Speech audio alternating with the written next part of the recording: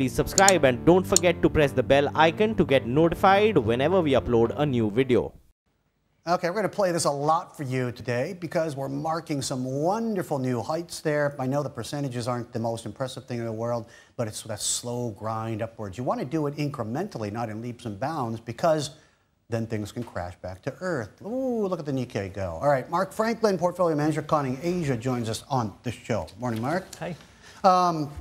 It'd be kind of nice if things didn't move in the same line all together at the same time, but that's what we're getting in a lot of these markets right now. It makes it kind of hard to, you know, sort of make the distinction, doesn't it, between them? Yeah, there's a synchronized upswing in markets that's going on right now, and you know, a rising tide does lift all boats. But you know, our job as investors is to try to differentiate the more robust investment stories within that broader move upwards. And what would those be right now? Well, look, we're trying to invest around certain themes and certain secular growth opportunities. So thematically, things like defence spending, it's on a secular growth path, both in developed markets and this part of the world as well. And then on a secular growth perspective, things like healthcare, ageing global populations, technology, certain applications and monetization of new opportunities. Those are some of the things that we're clustering positions around right now. It depends on markets too, right? I mean, if you talk defense spending and then you go and you say within Japan, that could take a long, long time to actually come to bear fruit, couldn't it? I think that's right. I mean, Japan is in a very unique situation. Constitutionally, it has limitations on its ability to rearm itself. So the opportunities on a company-specific basis are more likely to be found in the US, for example. Do you think, you know, this Japan thing, it's obviously created and sprouted headlines lately, you know, we haven't seen levels like this since '96. Is it different this time in your view, or is this just one more of those, is this going to be another footnote, you know, in the history of, you know, rallies that fail to gain traction in the long term? Well, look, Japan's been an unloved market for a long time. You know, global asset allocators have been underweight Japan for some time. Right. But if you take a step back, Japan's got some of the most positive earnings revisions globally. Valuation's still at a discount to other developed markets, and it's very leveraged to the global upcycle, whether it's trade or industrial activity we're seeing in the global economy. So Japan is actually perfectly positioned to outperform in this type of scenario, but it requires appetite from overseas investors as well as domestic investors. I was just going to say that, unlike other markets, you know, people have been burned from overseas, and a lot of them have sworn Japan off. So you've got about 35%, I believe, foreign participation in the market, and they don't use capital very well in Japan compared to other markets, hence the discount. I mean, the reason for the discount there is a reason for the discount. It's not just conjured up out of thin air, right? I think that's right. If you look at the return on equity for the Japanese equity market, is some way lower than what it is in the US and Europe. And as you said, because a lot of companies in Japan have relatively lazy balance sheets, they don't deploy capital aggressively or efficiently. And there's a historical context for that. 25, 30 years ago, at the height of the bubble, there was a lot of inefficient investment, often overseas, and a number of corporates got burnt. So now it's about hoarding cash from the balance sheet for a rainy day. But that rainy day doesn't seem to be around the corner anytime soon. But what you've seen on a company-specific basis is driven by activism in some sense, is companies starting to return capital to shareholders, think about investing in their core businesses, divesting non-core assets. So gradually we're seeing an improvement in, let's say, shareholder-friendly behaviour, but that ROE path is still some way below what it is in other developed markets. Yeah, and you know, the thing is, Japan is like I mean, people talk about automation and the next, you know, wave of robotics and all that. I mean, they should be perfectly placed for that. I mean, it's the world's leader in industrial robots and things of that nature. I don't know so much about AI. I don't know, which is bigger now to you, robotics or AI and AR and VR? I mean, I don't know how big Japan is, in your view, in those departments. Yeah, well, I think there's a difference between potential and monetized opportunity today. I think AI has the potential, but robotics is being monetized today. And as you said, Japan has had a head start on robotics for many years, but China is catching up fast. So if you look at, let's say, pricing power or the margins or returns on investment in robotics,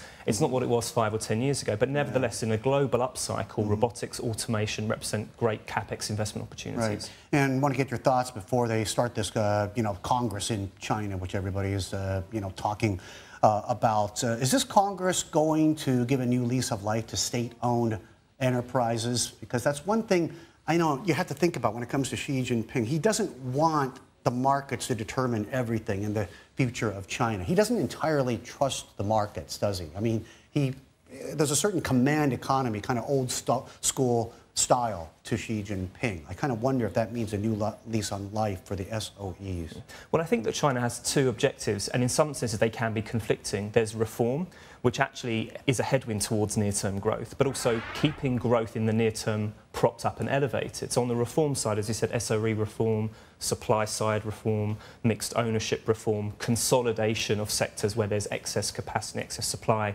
and that's often in sectors where SOEs are prevalent. But at the same time, I think what you're going to see is ongoing support both fiscally and monetarily for the economy in the near term to create a sense of stability and continuity for both financial markets and the real economy. Right. Mark, thank you very much. Appreciate your time today. Okay, Mark Franklin joining us from Conning Asia Pacific. And a follow-up to a story which we told you about a little bit earlier, Bombardier's C-Jet passenger platform, which Airbus announced they were taking a 50.01% stake in. Well, their arch rival Boeing has now responded. A Boeing spokesperson, presumably out of Renton or Everett, says that Washington State says the Airbus Bombardier deal looks like a questionable deal between two state-subsidized competitors to the U.S. trade. Of course, the whole Bombardier C-Jet issue came to a head because Boeing lobbied the U.S. federal government to hit the company with countervailing anti-subsidy duties. I believe some of them were amounted to over 200%. As a matter of fact, Wilbur Ross announced that with us when he was on the show a few weeks ago when Kiko and I were hosting Squawk Box right here. And now Boeing says that, yeah, subsidies, well, that's part of the bigger conversation in this case. Hong Kong and pricey property go hand in hand, much like Wall Street. The records just keep tumbling. Emily has more. Now, Emily, I understand a big building, which I can see from my living room, is about to go. It's been on the market for a long time. A couple of months since August of last year, Bernie, and this is the center, often confused with the building that we're in right now, right, Central Plaza, and we may have a name change here if this deal actually goes through. The Hong Kong Economic Journal is reporting that CK Assets, that's the company controlled by, of course, none other than Li Ka-shing, looking to sell the building for, and if the deal goes through, I say $5.15 billion US, and that would be setting a new record in the territory. Now, this is a tall building. It's the fifth tallest here in Hong Kong after, of course, the ICC, IFC2, Central Plaza, and then Bank of China Tower. Number 5 is, of course, the center. So if this actually goes through, it would be sold to a consortium of Chinese companies led by an energy company. And again, the price tag, $5.15 billion US. Wow. And I guess the most interesting thing is when the sun goes down and darkness takes over, I feel like I'm watching Darth Vader every night, because when they turn the lights on, it's like he turns on a lightsaber, you know?